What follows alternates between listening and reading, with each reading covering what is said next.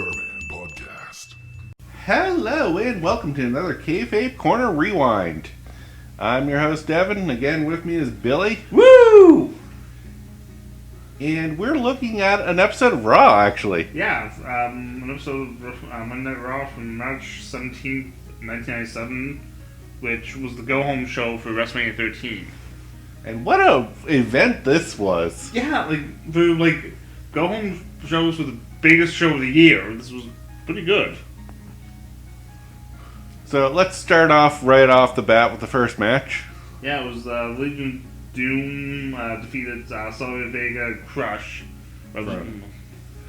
So Nation of Domination. Yeah, because this is setting up for the Chicago Street Fight, where at WrestleMania 13, where Legion Doom are teaming with Ahmed Johnson to take on the Nation of Domination. Yeah. And about as well as you expect that match to go. So they start off with the announcement saying that the two big guys are banned from the ring. But of course, that's not actually going to happen. No, And overall, it's a Legion Doom match. It's going, it's going to start off with them brawling. Yeah. Them brawling, almost dominating for the most part.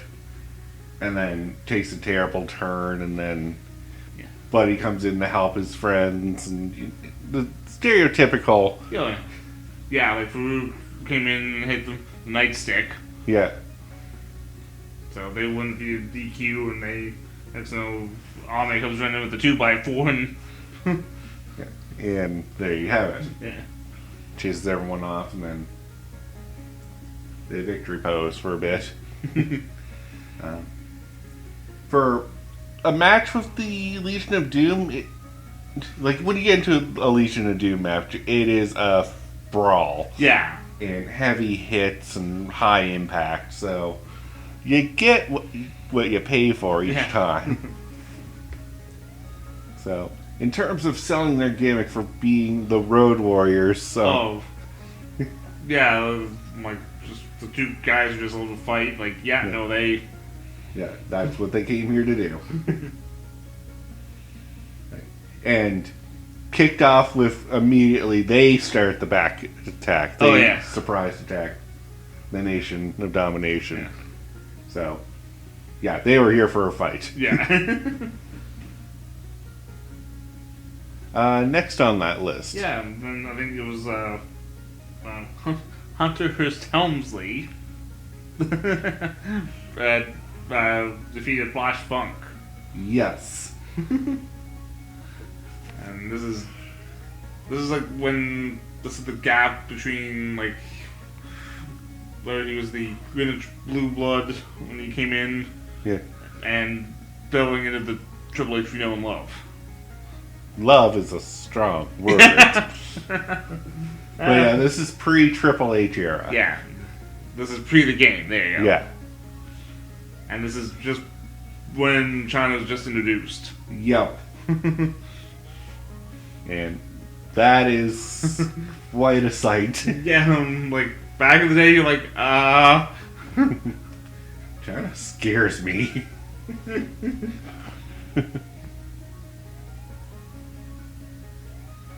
But, yeah, I guess China's whole thing was to be the toughest woman in the ring. Yeah. And even will fight the guys. Oh, yeah. So, I mean, she plays that very well. Oh, yeah. I was joking, because remember when she first showed debut, I remember I was like, is that just the woman or was that guy? Yeah. I think even, I think it was in Beyond the Bath, there's a segment where they interviewed China, and all they asked her numerous times if she was a lesbian. Yeah.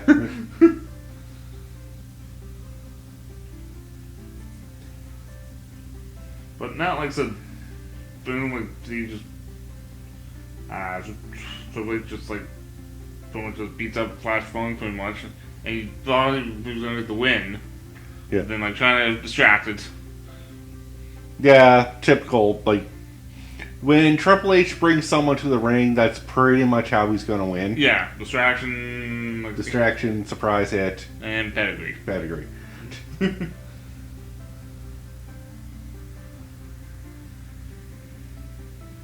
And next on the list, the minis match. Yeah. So we have Mini Vader and Mini Mankind versus Mini Goldust and Mini. Oh, I'll never say the name right.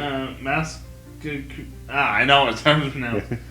Masquita Sagrada Jr. Yeah. And I apologize if I butchered the name.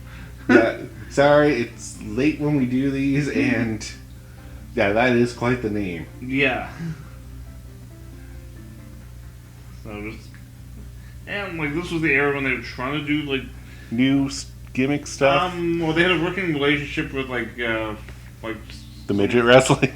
Yeah, well the Lucha promotions out like the AAA and all Yeah. that. So they're trying to branch out, but Yeah. But for the uneducated person, this is just a fun watch the little guys match. yeah, really, it was like, it's like yeah, we haven't had the midgets on in a while. Like we'll start bringing midgets again. Yeah. And props to midget wrestling, because I still think that should be a main event sport. Oh yeah. It probably is, and it's just I don't know. But midgets can wrestle. I don't see why they can't. No.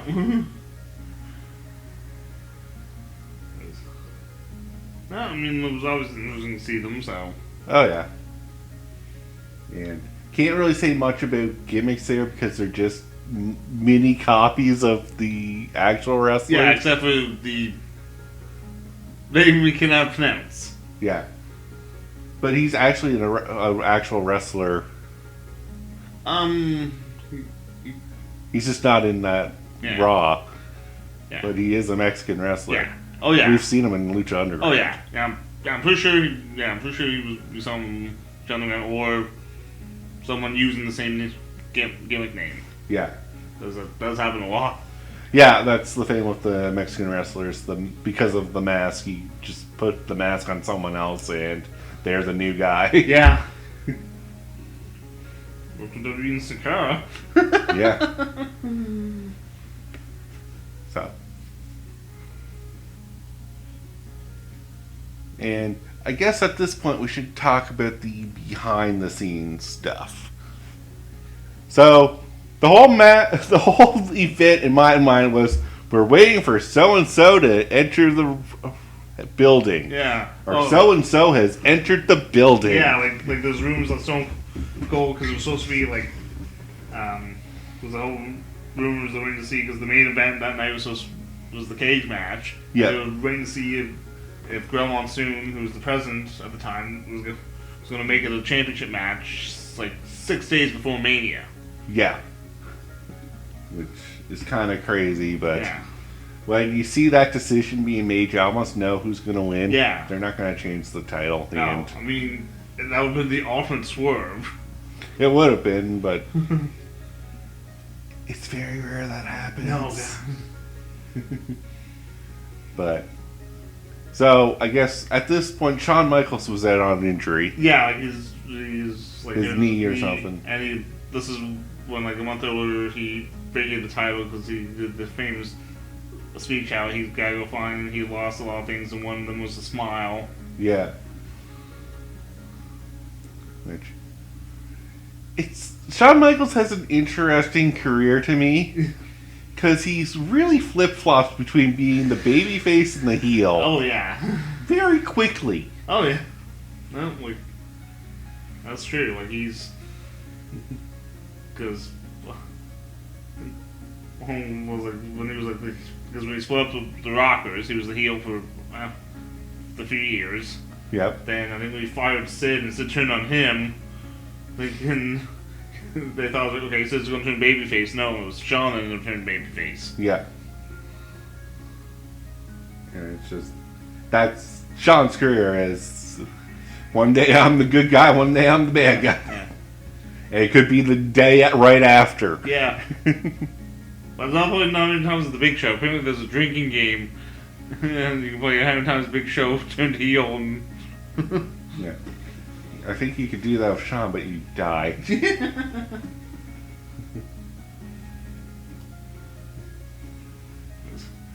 And then Stone Cold Steve Austin was supposed to be. Yeah, like those rumors like, well, Stone Cold's not here, like he's not booked to wrestle, he's not gonna be here. But yeah, of course he's gonna show up. Yeah, because he wants Brett to win because that would have made his match with Brett at Mania for the title. Yeah.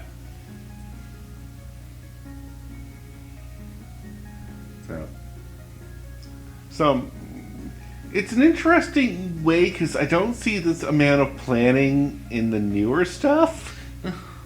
Like, you don't see, okay, I have a shot against Brett, but right now Brett's in a title match, so if Brett wins, that means I now actually have a title match. Yeah. Yeah. So I should help Brett, even though I'm supposed to be hating Brett. Yeah, like I just guess, but like, I can finally get a title shot. Yeah, if I help him, yeah. So...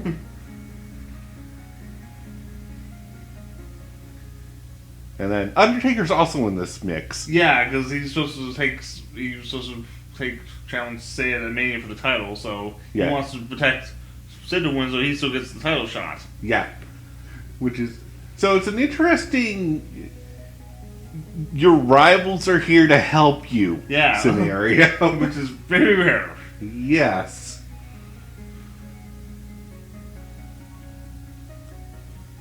Anyways, so those are the major announcements. Yeah. And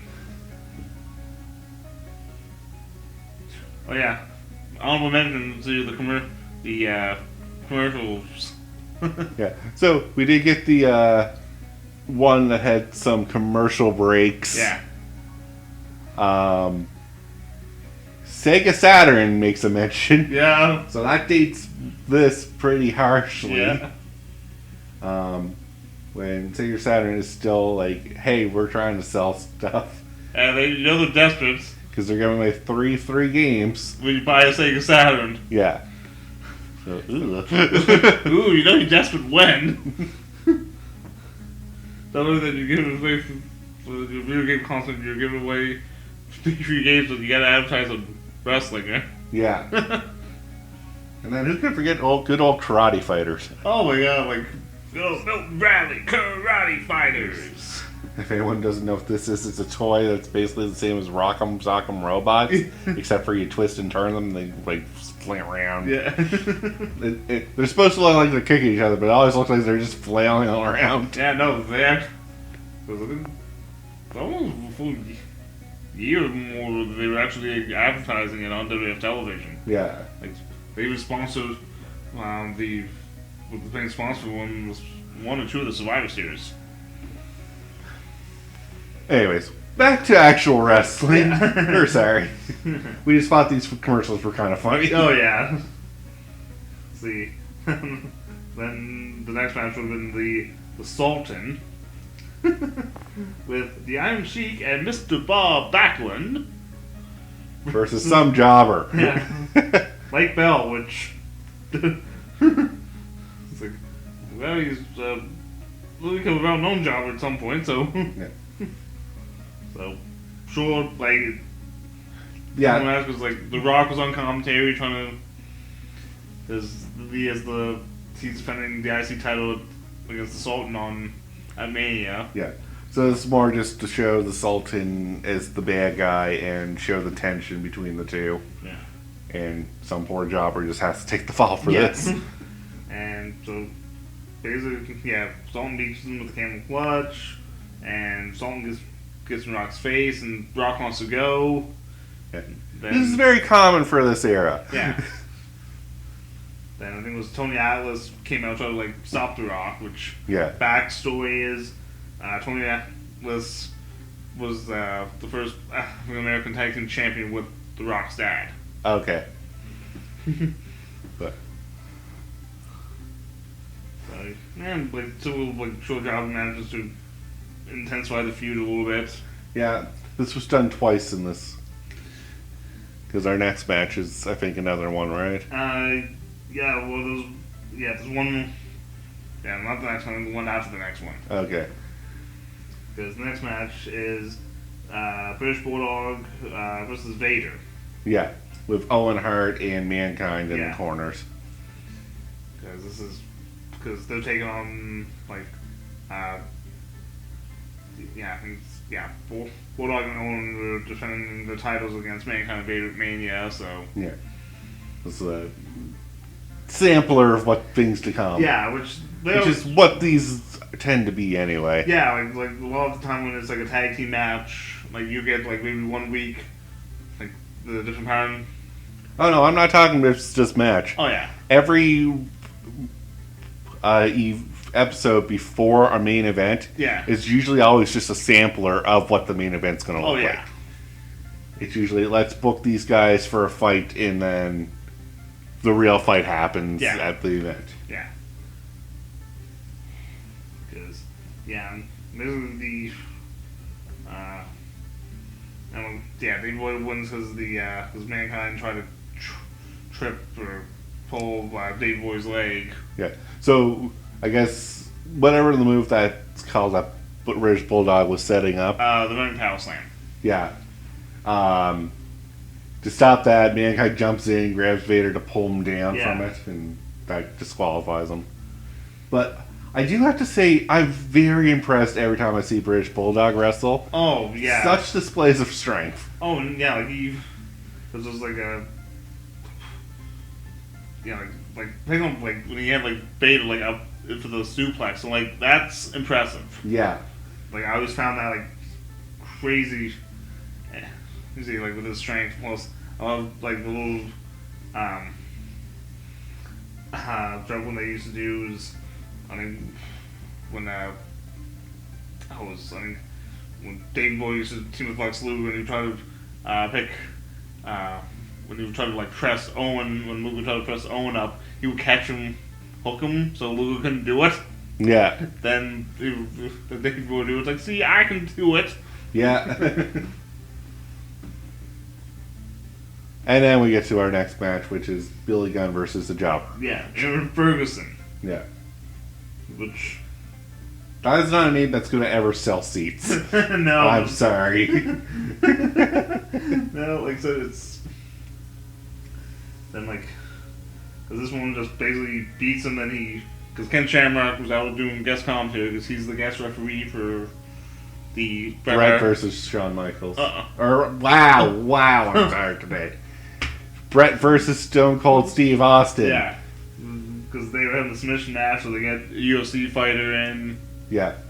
So, basically beats him, then, like, Billy Gunn tries to antagonize Shamrock to come in. Yeah. But Billy got a number. I was like, okay, you got this one, you were lucky. Does again. Ankle lock. Yeah. Like, just make Billy Gunn look like the dumbest idiot in the ring right in there. Yeah. Now, I was like, I made you submit once. Nope, now twice. Yeah. You want to try for a third? Oh, well, then he goes and gets the chair and trying to get back in the ring and attack with the chair. Yeah.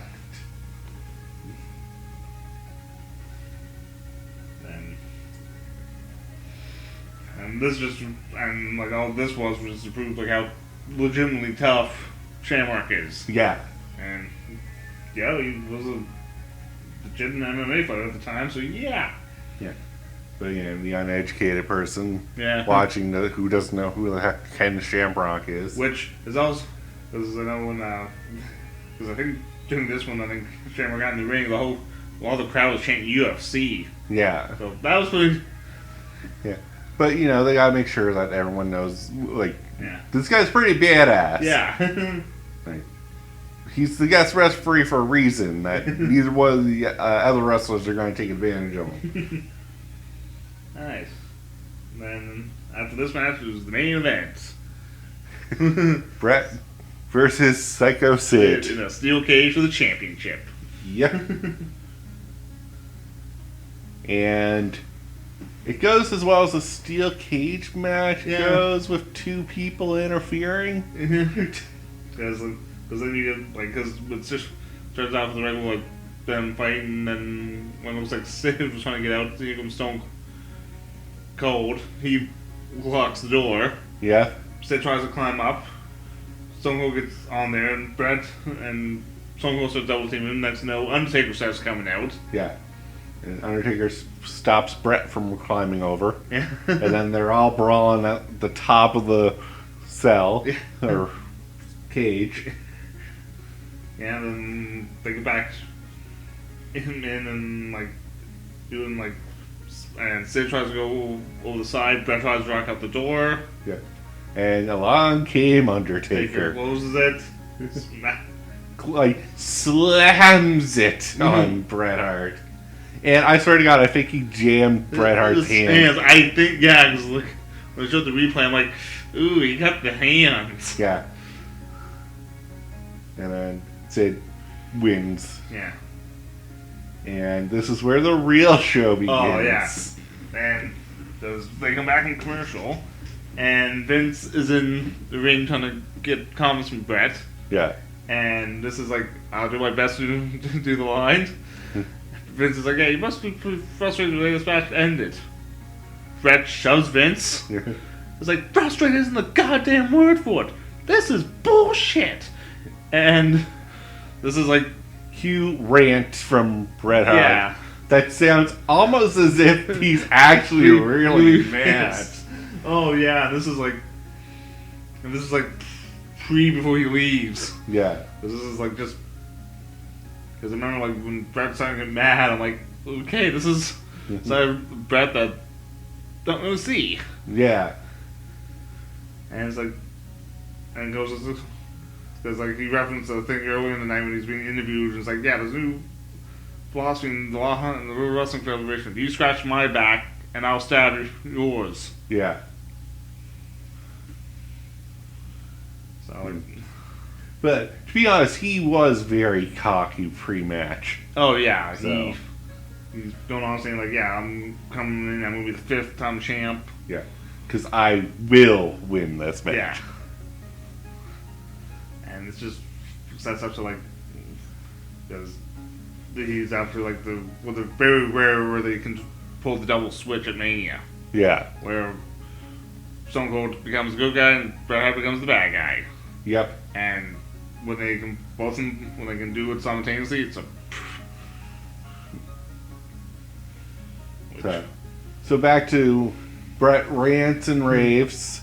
Stone Cold calls him a loser, and back and forth there, and then Sid comes out first. Yeah, I think Sid.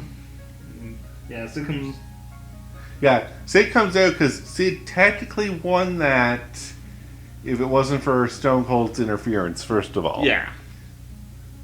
Sid had powerbombed Bret and was about ready to climb out. So. Yeah, and Austin stopped him, so. So technically Sid won that even before Bret even had a chance to win it. Yeah, because after, first Stone Cold appears on the Titantron and just kept calling Bret like a baby. Yeah, baby, loser. Yeah.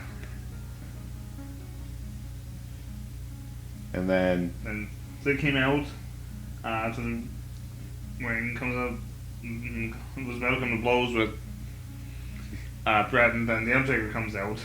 Yeah. And they start going at it. And then next thing you know, like Stone Cold comes out and like literally they start doing. Then it basically breaks off to the rivals fighting each other. Yeah. Bret and Stone Cold and Sid and Undertaker to show the hatred that they have towards each other for the main event that's coming.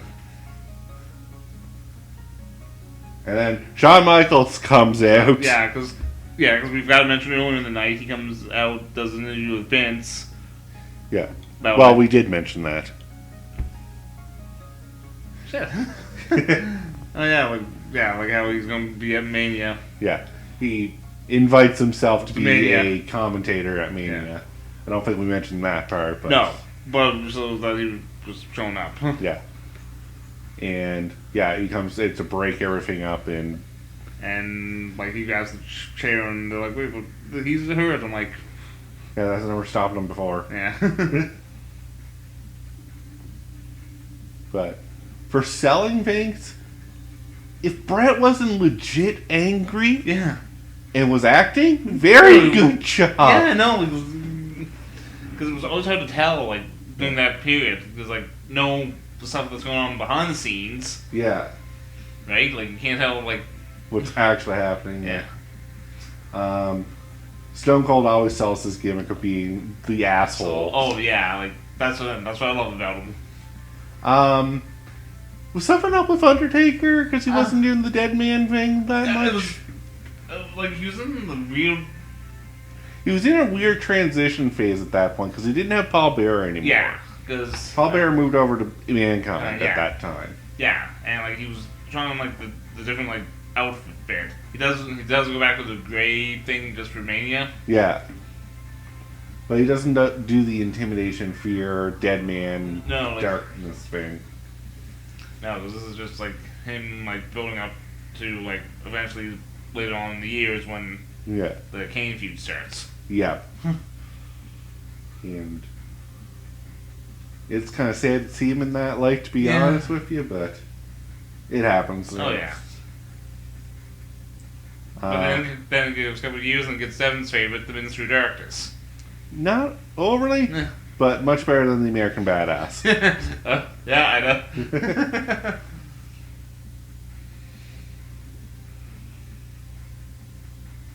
So with that, any final thoughts? Like I said, for this is this was also the start of when they would do 2 intros for the show. Yeah, I don't think we need to go into that. Oh yeah. That was just a weird phase altogether, but yeah, that's not what we're looking at. Yeah. Anyways, so with that, that's been another Kayfabe Corner Rewind. I'm Devin. Billy, dig it. Have a good one, guys.